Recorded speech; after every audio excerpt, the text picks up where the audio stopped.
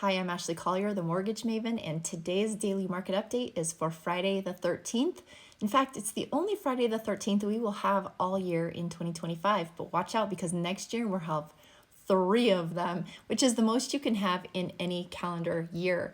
I wasn't here all week because I was having a fantastic time in Lake Powell, but let me summarize the week for you. So we pretty much had some very bond friendly news. We were up 49 basis points on the week.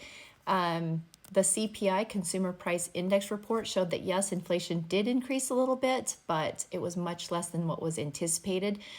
So both headline and core were up 0.1%, but 0.2 and 0.3 respectively were anticipated by the marketplace, and even the run rates show improvement in inflation numbers. The 3-month run rate went from 1.5 to 1%, and the 6-month went from 3% to 2.6%.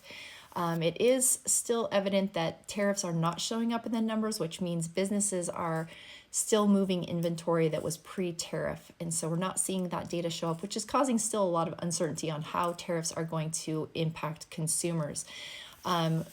However, today, even though we're up 49 on the week, today we are down. We've given back 19 basis points on that. Now, the market is still open, so it could change. In fact, actually, we're now just 17 basis points down.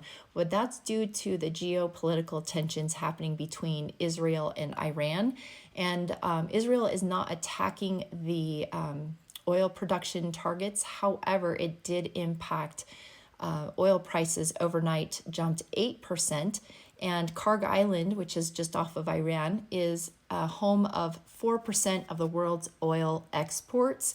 So obviously, there's some fears that as oil prices increase, that will be inflationary, and inflation is the arch enemy of bonds. So today we are giving up some of those gains.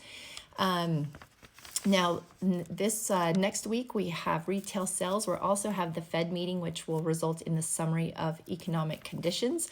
So I hope that you have a fantastic weekend and stay tuned next week for the daily market updates.